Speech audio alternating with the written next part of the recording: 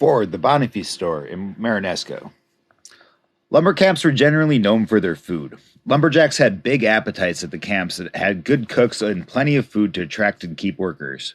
All you would hear at dinner time was the sound of knives and forks on plates. The so-called hunger strike of the 11th of May 1937 at Camp 2 was apparently the result of poor fare at the dinner table, although in most camps there was plenty of food of all kinds.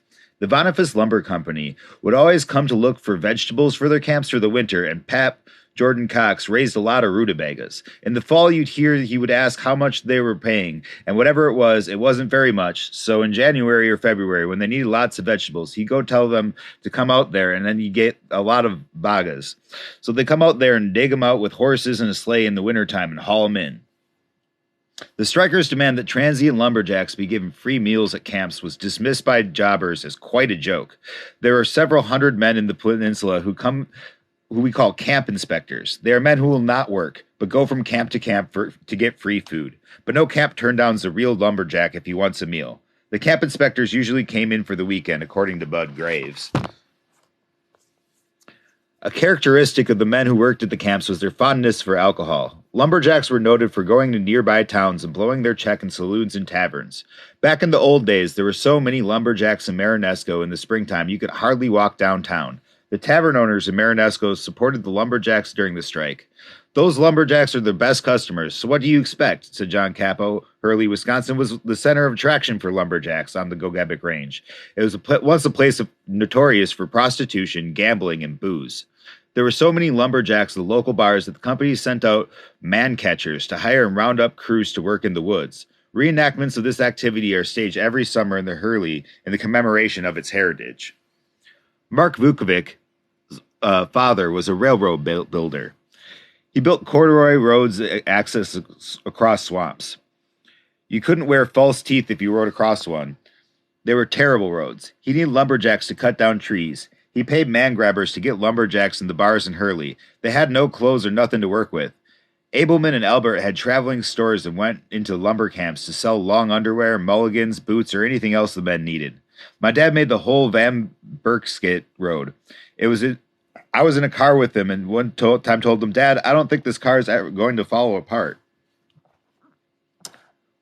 There were several bunkhouses in Marinesco for the lumberjacks to stay in when they weren't working out in the woods. There's about a dozen shacks located just south of the sawmill, in the so-called jungles, formerly owned by Saley's and now a Junior Allen property.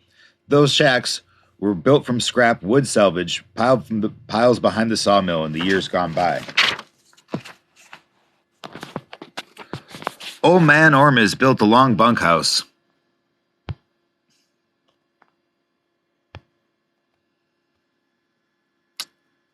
Smartphones.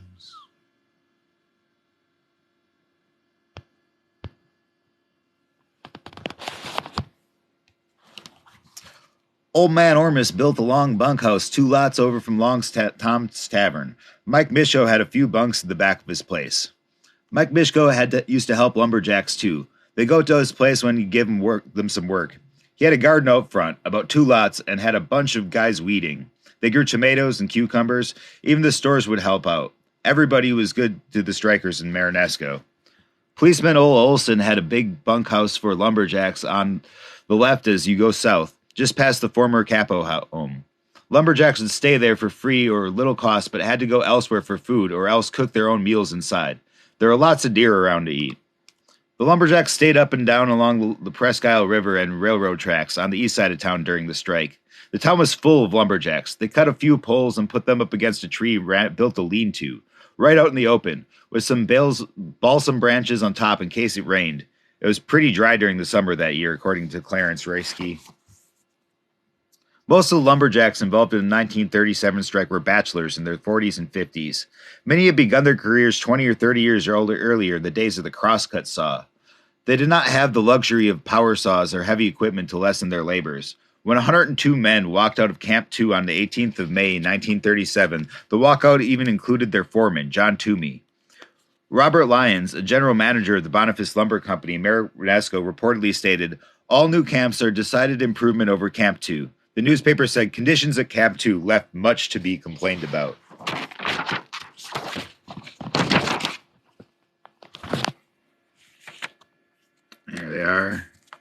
bar.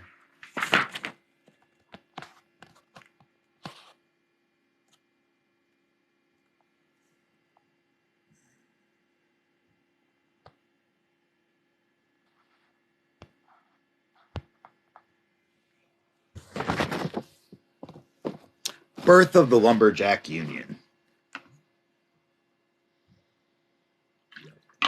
On the day of the hunger strike, the 11th of May, John Mackey, a lumber piler at Boniface Sawmill in Marinesco, addressed a gathering of workers in the Marinesco Town Hall about organizing a union. Mackey was fired the following weekend for trying to start a communist organization. On the 17th of May, the day before the general strike, Joe Liss and the striking committee visited Robert Lyons at the mill to demand that Mackey be reinstated. The company told them Mackey would only be rehired if he quit the union. At 5 a.m. on the morning of 18th of May, an organizer arrived at Camp 2 and awakened the Lumberjacks. An unnamed organizer reportedly demanded that a strike vote be taken, commenting that whether or not the men liked it, there would be a strike. These men from Camp 2 were interviewed later in July by the governor's committee, and all 102 said he was in favor of the strike, and everyone was able to show either a union book or a pledge card. Joe Liss, described as what Europeans called an anarcho-syndicalist, was the organizer. Mr. Liss and his compatriots made a clean sweep of all the logging camps in the country and managed to lead close to 1,000 lumberjacks off their job. They continued this effort eastwards, at least as far as Newbury, with the resulting general strike involving close to 6,000 men across the Upper Peninsula. Nothing similar happened in the neighboring Iron County, Wisconsin, and the events taking place in Gogebic County were never mentioned in the Montreal River Miner published in Hurley. Striking lumberjacks paraded down the streets in Marinesco, Wakefield, Bessemer, and Ironwood as soon after the strike began. Edward White of Marinesco, a man of Russian ancestry referred to as a communist in the Daily Globe, transported lumberjacks from the camps into Marinesco. Ed White was a 52-year-old in 1937 and not yet a naturalized citizen.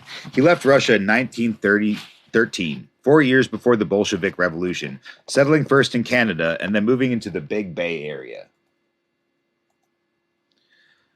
He later lived in Copper Country, where he was employed as a miner until he developed miner's consumption.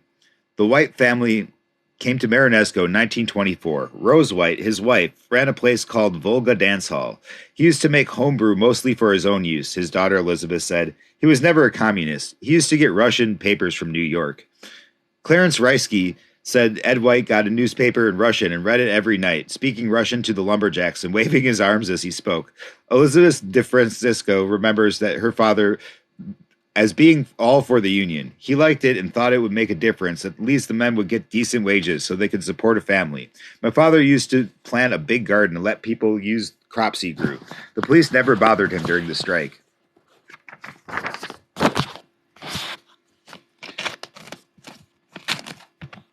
It says, Ed White and Elmer Marks were the most active in promoting a union. Elmer Marks was right out in front of Boniface's office talking, trying to organize, according to Bud Graves. The Marquette Daily Mining Journal carried a small headline, Strike of Lumberjacks would embarrass Paul, a few days after the strike began. It joked about the strike and reported, old-timers in these parts shook their heads sadly today. Things never was like this when Paul Bunyan was around. Ed Cox had just been married for a couple of weeks when he met Joe Liss at the union headquarters in Marinesco, sometime in late May or early June of 1937. He was a clean-cut guy, about 40 to 50 years old at most. He worked out of Duluth and recruited lumberjacks in the bars. Liss needed transportation to Duluth. The thing was, he couldn't drive a car. There was nobody else around town to drive him. So I drove him to Duluth in a 1920s Jewett automobile. I'd never been there myself before. We'd never even had a flat tire. That was unusual. We went to all the bars in Ashland, Superior, and Duluth to try to get money to keep the union going. He knew every place up there where lumberjacks stayed. He had pretty good luck collecting money in Ashland, Superior. I just don't know how good he made it out in Duluth, but he got some money there. What he did with the money, I don't know. Ed said nobody liked Joe Liss in Duluth. They wouldn't have anything to do with him. All I had to eat on the way back was a couple of sandwiches. Brack Conley came to Marinesco from Kentucky in the fall of 1936. He later wrote to his sons and told them to sell everything we got and come back. The Conley family settled in the Cordwood farm back at Dinky Road, a few miles north of town. Brack Conley's son Addie Conley arrived in Marinesco on the 13th of June 1937, just a few weeks after the strike began. Addie gave this account of the strike. I wouldn't go down there into town because guys that were walking around with guns in their breeched legs. We were living at Camp 3. They had about 25 of us there. We were on a road job. One morning somebody pounded the bunkhouse door and told us to get out of there. I thought, well, guess we'll have to go home. They shut up the camp down. We saw Frank Leslie at the office and he told us to get our stuff together and go to Camp 2. We had to cut a railroad right of way to Camp 6. Uncle Volley, Jordan Cox, worked on blasting. Jake Cox and Ori Conley bulldozed. Herb Cox worked the Astor Conley on sawing, and my father, Brack Conley, and I sawed. When the strikers walked into Camp 3, there were about 14 of them. They cornered my dad in the bunkhouse and told I and Jake, them Union guys is in that bunkhouse, and they got Dad cornered in that bed. Jake got his shotgun and told them, go down to the railroad tracks. It was 14 miles to the Deer Trail. Nick Wonkash, also known as Single-Eyed Nick, was one of the Union men who came out to Camp 3 and cornered Dad. I told him later, you come to Camp 3 and tried to run us out there because we wouldn't join the Union. You don't know how close you came to not getting out of here. You only got one eye and I could close the other one quick. We didn't have money to join a union. Herb Cox, Astor Conley, and Ori Conley, my cousins, Homer Conley, went down into town and got into a fight in Long Tom's Tavern with some lumberjacks. Old Man Shirky kicked the lumberjacks with his cork boots. Astor cracked his wrist from hitting one of them. Herb said, we can't go down there no more. During the strike, Jake Cox always drove his bulldozer with a shotgun across his knees. I mean, dag. That picture. Ferry Cox, 1930. He was working on a road job during the strike, but his brother Jake drove a bulldozer for Boniface that summer. Ferry made many logging roads in the area, including quite a number for Connors, author's collection. Lumberjack gathered around the barn at the sawmill, but didn't prevent the mill from running. They only stopped the logging trucks. There was an incident at Boniface Mill on 19th of May when a delegation of 5 men, headed by Joe Liss, the former editor of the Timber Workers newspaper, demanded that John W. Mackey of Ironwood, who had been laid off at the mill, be reinstated. The Daily Globe reported Under Sheriff Edward Berlin of the taverns in Marinesco to close down after the strikers threatened that the mill would be closed. Somebody unhitched the tugs on the horses and drawing the mill wagon, and in an argument, it was reported, Mackey struck the teamster with a slab. The mill workers immediately turned out in full force and drove down the strike delegation away. A few days after the strike began, there were no logs at Boniface Mill in Marinesco, so the men were put to work in the mill yards. It was reported considerable building and repair work is to be done in the mill this year. Boniface mill workers voted 57 to 31 on the 1st of June against participating in the strike. The Lumberjacks sought permission to stay in the Marinesco Town Hall at a meeting of the township on the 28th of May, but the board was unable to come to agreement, as this is the first time anything like this has happened in the place of Township of Marinesco. A week after the strike began, the Connor Land and Lumber Company sawmill and camps north of Thomaston shut down. The company employed 150 lumberjacks and 90 mill hands. The Wakefield News reported, no attempt to operate will be made until the strike issues have been settled. Gordon Connor moved to the area, assumed management of the company just after the strike started.